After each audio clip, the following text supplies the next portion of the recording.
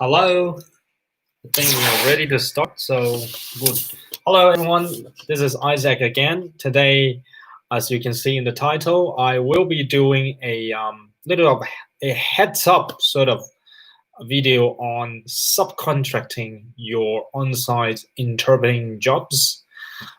This is a sort of like a reflection about an event that happened last year in 2019, and I would just like to share about what happened and what I felt as a community interpreters on the problem of subcontracting your interpreting assignments to other colleagues. So now let's begin. Now, subcontracting, you understand, right? As a contractor, any contractor who accepts a job from the clients, and sometimes they try to, to reach as many clients and accept as many jobs as possible to maximize the chance of earning money, revenue from the clients. However, sometimes it may went beyond the capacities. Maybe they are not able to have enough time, or not able to have enough resources to perform the work. Therefore, they have to subcontract or sublease their task to other contractors and do it on their behalf. And unfortunately, this thing actually also happened in the sphere of community interpreting and translating. So basically, right, subcontracting, the essence of it is where an interpreter or translator, he or she accepts a job from the client, potential clients. It might be from a private client, or it could from an agency. So when this translator or interpreter accepts too many jobs, or due to lack of planning, he or she accepts a job that is in conflict with each other, either most commonly conflict in time, where two jobs actually collide, or conflicts of interest. This interpreter or translator may then subcontract this particular assignment to another colleagues, or in some case, they actually delegate the task of doing this work to their colleagues, and in turn, these colleagues who otherwise wouldn't get a job at all will pay a little bit of, I would say, commission to this translator or interpreter. So these things actually happen. And today, I will be talking about the root cause and the ethical matters that is related to subcontracting in community interpreting. So now, from my understanding, there are three sort of,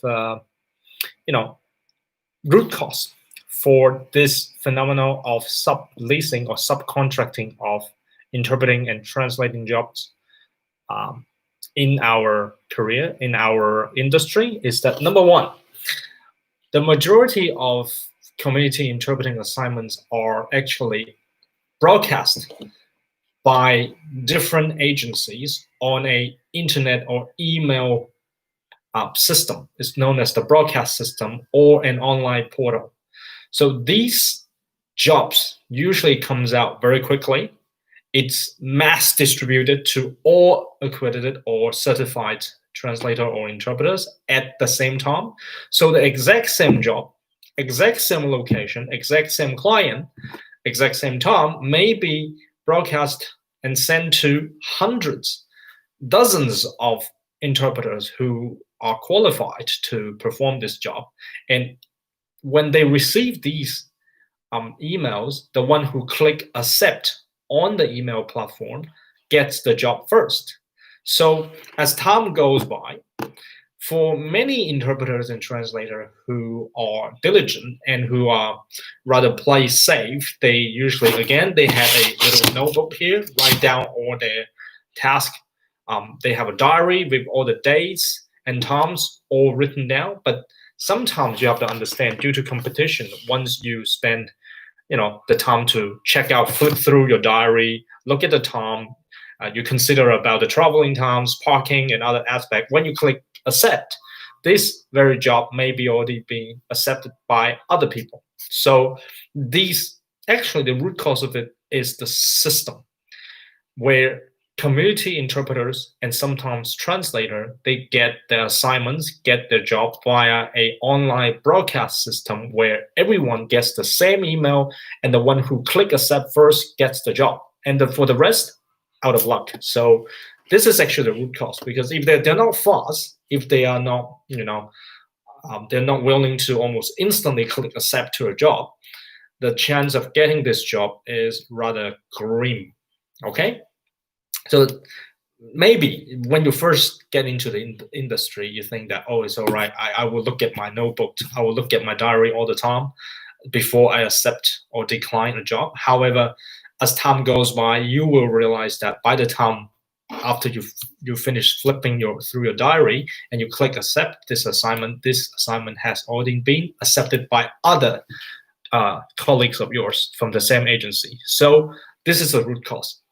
Not enough jobs, too many interpreters, and the system that prompt all interpreters to go into this vicious cycles of click accept as soon as possible, or else I'll lose it.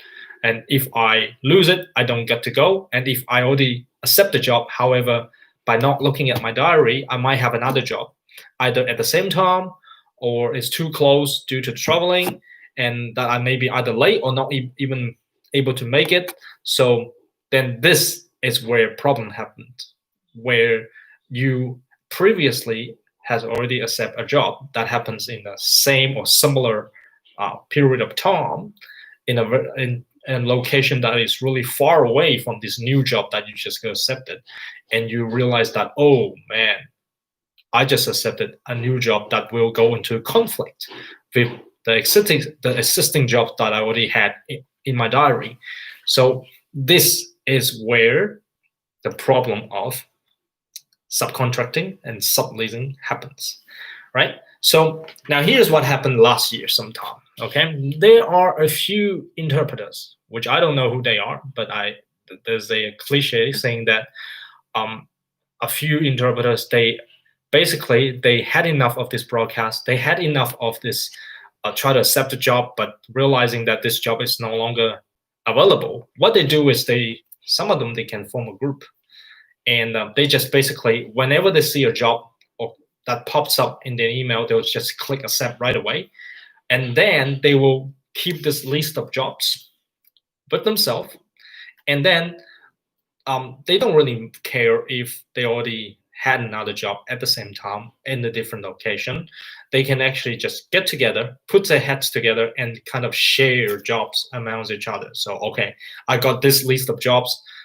These are the few that I couldn't make it actually. So which of you are interested? I can actually transfer these jobs to you. So this is what really happened, where a few minority of community interpreters, they might choose to blindly accept a job, and they basically just pick and choose the one that they wanted to go the most and sublease or transfer this job to others. Sometimes out of honest mistake, they've actually just call the agency and reallocate the job to someone else. Or unfortunately, there are some cases where the person who will take over this job from this interpreter who first got the job will have to pay a commission to this first interpreter, and it almost become a business model. So now this broadcast system, which allows any interpreters who are qualified to accept this job instantly, has lead to these problems. Sometimes we understand there are emergencies. There are times where you were actually okay when you saw the job, you accept the job. However, as time goes near, you might have, you might be busy with your family.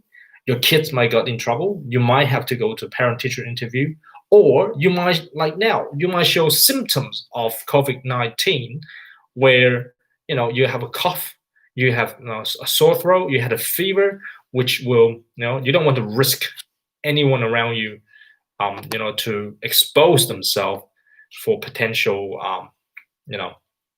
contracting of COVID-19. So instead of going to that job, it's definitely legitimate for you to call back to the agencies and say that, okay, I am, experiencing all these symptoms and I have to return this job to make sure that everyone around me are safe. And I'm going to take a swab test near my home and then I'll let you know. Okay, that's fine. But there are some rather treacherous situation where, it gets more peculiar, where interpreters intentionally accepting a lot of jobs and they've actually just keep all these jobs to themselves and they will keep it as long as they can just in case these jobs may get canceled or their other jobs may get canceled along the way, and they can just lease it out to someone else. So, okay, I'll call to the agency. If I am A, B is saying that, okay, you are not available for that job, I am, so I'll pay you a small sum of money as a commission, and I'll get this job from you. And A can just call the agency and say, okay, I'm not able to go this job due to whatever reason, which is, I would say, could be any reason, personal reason. So but my friend, a colleague of mine, he or she is willing to take over from me, and I can actually transfer this job to the other person. The agency, they don't know. They're not going to spend the time and effort to check out whether the two of you had any conflict of interest or any linking of interest. They don't really care. All they want to do is they want to make sure that their client had an interpreter to provide service to them. So then this become almost like a little industry where there are a few culprits who actually intentionally takes in a lot of jobs and actually either share amongst each other, getting a small commission from each other, or at the worst of the worst, they would just basically give up everything. They would just go on social media. They would just go on other platforms to sort of advertise their jobs out. Let whoever who is free or not or able to take this job to take it for them. So this become a vicious cycle where it becomes a practice where all you need to do is just accept as soon as possible, and then you can always give it out to someone else later. And this has become from an emergency or time management matter, it slowly turned into a ethical issues where you are not being honest. You're not saying that. Usually, you're not going to tell. These people are not going to tell the agency that I intentionally take over all these jobs so that I can, pass on to my mates or even receive a commission. They forget about the integrity. They're just basically saying that I'm due to some whatever crappy reason they came up with, and they just basically either hand back or transfer the jobs to their friends. So then that is the matter that we need to be, aware of. Look, put aside this one, which is really big on the news last year. Now let's go back to us who I would say we are the genuine community interpreters, and there are a common reason that I personally actually had to hand back or transfer the jobs to other people. I'm getting no commission out of it. Is that either I'm sick, I had a symptom of COVID, or I actually had another family matter to go to, such as I had an appointment with the lawyer, my loan brokers, where she had just had that time and I have to go and I couldn't make it to the job. So I can definitely call back to the agency and hand it back. Or if I'm nice, if I really had the time and I know how to plan ahead, I can actually go on various, medias or various places where to ask my friends or ask my colleagues who could take it over from me, and I genuinely will transfer this job to that colleagues without getting a so-called commission. So that's actually okay. And this is, and after consulting with Natty and Osset and everyone, this sort of subcontracting are legally fine. As a translator or interpreter, they can accept assignments just like other tradies, that they can take it, that they are available at the time, or they are, accredited or certified to to do it at the time, but later they find out that due to the fact that they accept too many jobs, they have to sublease to other people, subcontract to other colleagues. These are legally okay, but ethically speaking, it actually opened up a doorway for arbitrary acceptance of more jobs than you could ever take in. So this has become a prominent issues that a lot of us talked about last year.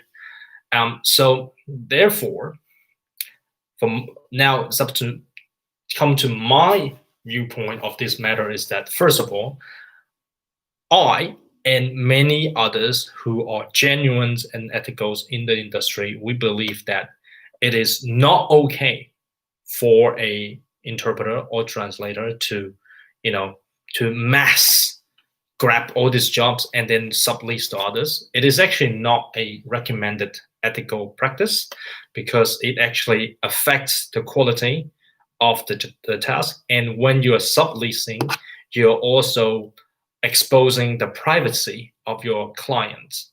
For example, it could be a appointment for palliative care. It could be family violence matter. And when you share this job, you already got this job, and the agency and your client, they deem that you are the only one who will know about the privacy or their private information. But when you're subleasing or transferring all the time, you actually are, sharing personal information of your clients to other people who they didn't intend to share their personal information at first place. So that actually constitute a privacy issues. And also by having a subcontract, that you really puts the whole industry into a vicious cycle where people begin to think that it's okay for me to randomly accept jobs as much as I can, and I can actually pick and choose which job that pays me the most or which job that suits my convenience, and I can hand back or subcontract all other jobs that I want, that I didn't want to go. So that actually gets into a vicious cycle where there are other colleagues who genuinely had the time, had the skill, are willing to go to those jobs, but they are not able to get it because they are doing the right thing by first looking at the diary, first thinking about the traveling, first thinking about whether they are able to go and make it on time for the previous or the next jobs. And once they finish all this, sometimes very quick, a few seconds of consideration, then these jobs are gone to those people who didn't give a second about other people, didn't think about what may cause the company, the agency, the clients, or anyone trouble. All they want is, I have that many jobs that I had the choice. I can go, I can first privatize all these jobs at first place, and I can choose the one that I like to go the most. And I can just basically give out the rest of the jobs to others who are just sort of waiting and begging for a on-site job opportunities. And this is, I would say, it's very detrimental to professional solidarities, and it's very detrimental towards our professionalism, and it damages the professional image of community interpreters and community translators. And we look like just a whole bunch of hungry, job-grabbing mob who are just, they don't care. We don't care about any rules or ethics. We just grab as many jobs as we want, and we just fight for it. It becomes a very vicious cycle. So this has then developed into an ethical issues where NATI Code of Ethics and Professional Conduct actually requires to be professional. We require interpreters and translators to hold on to the integrity, and we need to uphold professional solidarity, where we shall not ever put the whole industry into a vicious cycles of overt competition, aggressive competition of jobs, and then snatching jobs from each other, and then job grabbing, and eventually the one who will suffer are the clients who might risk had no interpreters at all, because although you might imagine that, okay, I can give out these jobs the day before it happens, but other colleagues of yours are also busy with something else, and there might not be an interpreter available for that particular client, and everyone suffers. So this is not to be encouraged. Therefore, I personally and think that it is not okay for mass grabbing of all the jobs and sublease and subcontract to other people. And this actually really affects the availability of interpreting service. It really jeopardizes the privacies of our clients, and it basically ruins our professional image. Same goes to translation as well. When I'm too busy with translating, pages after pages of legal documents, I wouldn't bother accepting more jobs from anyone, no matter it's just about a driver's license or is another, bank statement, any sort of job. When I'm too busy, I should always remember that when this document is translated, I need to put on my stamp with my signature, with my handwriting on it, and this piece of document is translated by me. I'm the one who did it. So I can't just sublease this job, saying, for example, sometimes it could be a totally non-certified, non-accredited person, a bilingual person who did the translation, and I basically do the proofreading if I find it's okay, and then I'll just chop on my stamp. I heard practices that such as these happened previously, and I categorically oppose whatsoever thing that they do that is related to subleasing in this matter, in this kind of extent where you can actually claim these translations are done by you, but actually it's done by someone else, or more importantly, done by someone who is not professional. So this is basically sort of plagiarizing. Okay, you're plagiarizing. It hurts your integrity, and actually it jeopardizes the quality of the translation, and eventually affects the communication of your client. So that's very important. Therefore, it is, as a translator and interpreter in the community, I'm appealing to anyone who is already in the industry or who are thinking about getting into the natty translating and interpreting industry to always remember this. Okay, integrity, professionalism, professional solidarity, these things you have to keep in mind and always remember. Try to treat others as the way you want it to be treated.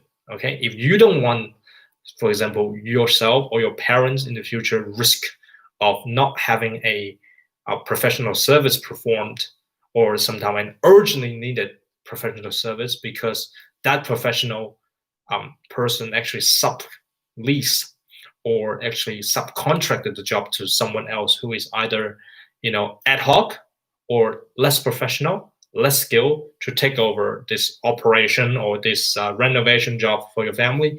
If you don't want this to happen to you, as an interpreter or translator, we should also bear the same level of responsibility to our clients. When we undertake a job, we just have to take it and really go into it and finish it with our heart and with our professionalism. So it is not okay for us to think that if shall anything happen that I couldn't make it to these multiple jobs at once, I can actually give it to someone else, or even subcontract it to someone else so that I can make extra money out of it. This is just basically wrong. So through this video, I would like to let everyone know that these things actually happened previously. This has actually hurt our integrity, hurt our reputation. And if you want to be a translator or interpreter in the future, you really need to think again and again. You have to think whether you are able to do it. Think about the rest of us. Think about our integrity. Think about our reputation. And eventually, even if you don't consider any of those big ideas, just think about yourself. If you got into a bad reputation of always quickly accepting a lot of jobs and always returning or subleasing a lot of jobs, asking other to do it on your behalf, you promised to show up but you never showed up, and someone showed up on your behalf, what kind of image are you making for yourself, either to your clients or either to your agency or your colleagues? You don't want to leave a bad impression of this ABC is always grabbing jobs instantly without looking at their diary, without thinking about others, just grab it and quickly just sublease it to someone else. It actually causes trouble to everyone else, including yourself. So once again, through this video, I'm pleading to current and future translator and interpreters, really stick to your integrity, stick to your professionalism. Do jobs that you know that you are able to go to. Do jobs that you know that you are, you are up to the level. You are do jobs that you know that you qualify to undertake, so that you will physically go to these jobs, physically finish off these jobs, and provide satisfactory communication service to our clients. And eventually, it not only enhances your career prospect, but in turn, it enhances the career prospect of each and every one of us in our industry. So yeah, so that's my final message. Never subcontract. Accept jobs that you are able to go. Only accept jobs that you had the time, had the skill to do. And if you really make a genuine mistake, an honest mistake, you make. Sometimes we look at the diary. Maybe I flipped the wrong page. Sometimes I look at the date of the week wrong. It's okay. It's okay. As long as you don't do it all the time, you can always call back to your agency and say, look, I made a mistake. Call back immediately. Say that I made a mistake. I was supposedly, was going to refuse this job, but it was a mistake that I made. So I'm so sorry. They understand, okay? They wouldn't penalize you for being honest. So you'd rather be honest than being, dodgy. Okay, so I hope you enjoyed this video, and I wish you all well. Take care of yourself under these COVID issues, and I'll see you next week.